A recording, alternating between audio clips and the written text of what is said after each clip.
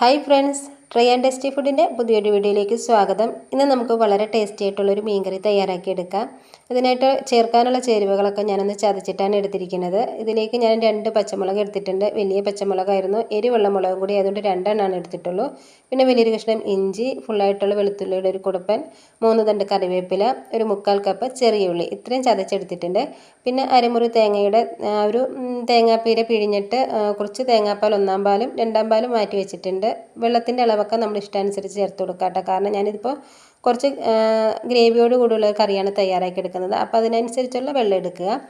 പിന്നെ ചട്ടി ഒന്ന് ചൂടായിട്ട് ആവശ്യത്തിനുള്ള വെളിച്ചെണ്ണ ഒഴിച്ച് ചൂടാക്കിയിട്ട് 1/2 ടീസ്പൂണ് ഉലുവ ഇട്ടിട്ട് ഒന്ന് പൊട്ടിച്ചെടുക്കുക.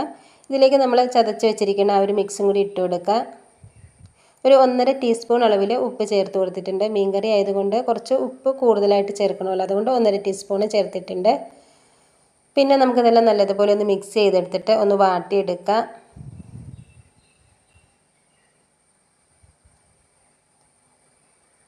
അങ്ങനെ നമ്മുടെ ഉള്ളിയൊക്കെ നല്ലതുപോലെ ഒന്ന് വാടി വന്നിട്ടുണ്ട്. ഇനി ഇതിലേക്ക് നമുക്ക് പൊടികൾ ചേർത്ത് കൊടുക്കാം. 1/2 ടീസ്പൂണ് മഞ്ഞൾപ്പൊടി, 1/4 ടീസ്പൂണ് മല്ലിപ്പൊടി,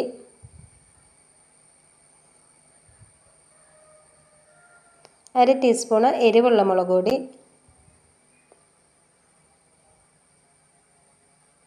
1 ടേബിൾ സ്പൂണ് കാശ്മീരി മുളക് പൊടി. ഈ പൊടിയുടെ ഒക്കെ ഒരു പച്ചമണം നമുക്ക് മാറ്റിയെടുക്കണം.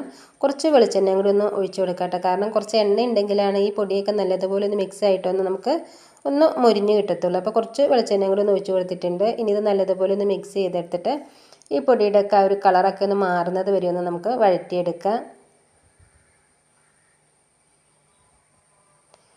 അങ്ങനെ നമ്മുടെ ഉള്ളിയും പൊടിയൊക്കെ നല്ലതുപോലെ ഒന്ന് കളറൊക്കെ ചേഞ്ചായി ഒന്ന് വാടി വന്നിട്ടുണ്ട്. ആ സമയത്ത് ഞാനിതിലേക്ക് 2/2 പാലാണ് ചേർത്ത് കൊടുക്കുന്നത്.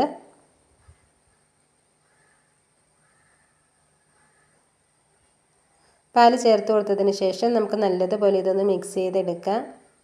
പൊടികൾ ചേർത്ത സമയത്ത് ഞാനിതിൻ്റെ ഫ്ലെയിം ഒന്ന് കുറച്ച് വെച്ചിട്ടുണ്ടായിരുന്നു കേട്ടോ. ഇപ്പോൾ ആ ഒരു ഫ്ലെയിം കൂട്ടി വെച്ച് കൊടുത്തിട്ടുണ്ട്. ഇനി ഇതിലേക്ക് ഞാൻ പുളിക്ക് വേണ്ടിയിട്ട് മാങ്ങയാണ് ചേർത്ത് കൊടുക്കുന്നത്. നല്ലതുപോലെ പുളിയുള്ള മാങ്ങ വേണം കേട്ടോ ചേർത്ത് കൊടുക്കാൻ. അല്ലെങ്കിൽ വാളംപുളിയോ കുടംപുളിയോ എന്താണെന്ന് വെച്ചാൽ ചേർത്ത് കൊടുക്കുക. ഇനി ഇതൊന്ന് മിക്സ് ചെയ്തെടുത്തിട്ട് അടച്ച് വെച്ചിട്ടൊന്ന് തിളപ്പിച്ചെടുക്കണേ.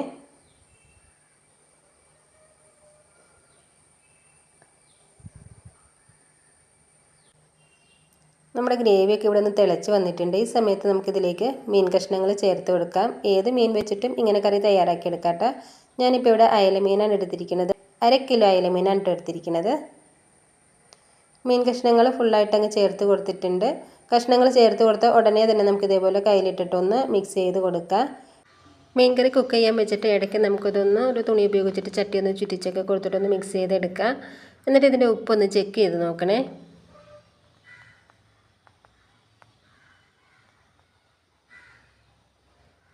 ഇതിലൊരല്പം കൂടി ഇപ്പോൾ ഒന്ന് ചേർത്ത് കൊടുക്കുന്നുണ്ട്. എന്നിട്ടൊന്ന് അടച്ചു വെച്ചിട്ട് നമുക്ക് വീണ്ടും ഒന്ന് കുറച്ചും കൂടി ഗ്രേവി ഒന്ന് കുറുക്കിയെടുക്കാവേ.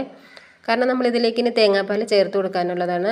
അങ്ങനെ നമ്മുടെ ഗ്രേവിക്ക് ഒന്നും കൂടി ഒന്ന് കുറുകി വന്നിട്ടുണ്ട്. ഇതിലേക്ക് 1/4 പാൽ ചേർത്ത് കൊടുക്കുക. 1/4 പാൽ ചേർത്ത് കൊടുത്തിട്ടൊന്ന് മിക്സ് ചെയ്തെടുത്തിട്ട് ഒത്തിരി നേരത്തെ കുക്ക് ചെയ്തെടുക്കേണ്ട ആവശ്യമില്ല കേട്ടോ. ഇതൊന്ന് തിളച്ചിട്ടെങ്കിൽ മാത്രം മതി. അപ്പം നമ്മുടെ മീൻകറി ഇവിടെ നല്ലോണം തിളച്ചൊക്കെ വന്നിട്ടുണ്ട്. ഞാൻ ഫ്ലെയിം ഓഫ് ചെയ്ത് കൊടുത്തിട്ടുണ്ട്. ഇനി ഇതിന് മുകളിൽ കുറച്ച് കറിവേപ്പിലയും കൂടി ഒന്ന് വിതറി കൊടുക്കാം. അപ്പം നമ്മുടെ വളരെ ടേസ്റ്റി ആയിട്ടുള്ളൊരു മീൻകറി ഇവിടെ റെഡി ആയിട്ടുണ്ട്. എൻ്റെ ഈ വീഡിയോ നിങ്ങൾക്ക് ഇഷ്ടപ്പെട്ടിട്ടുണ്ടെങ്കിൽ നമ്മുടെ ചാനലായ ട്രൈ ആൻഡ് ടേസ്റ്റി ഫുഡ് എന്ന ചാനൽ ഒന്ന് സബ്സ്ക്രൈബ് ചെയ്ത് തരണേ. അതിൻ്റെ കൂടെ ലൈക്ക് ചെയ്യുകയും ഷെയർ ചെയ്യുകയും നിങ്ങളുടെ അഭിപ്രായങ്ങൾ അറിയിക്കുകയും കൂടി ചെയ്യാം കേട്ടോ. എങ്കിലിനി നമുക്ക് പുതിയൊരു വീഡിയോയിൽ കാണാം കേട്ടോ. അതുവരെ എല്ലാവർക്കും നന്ദി, നമസ്കാരം.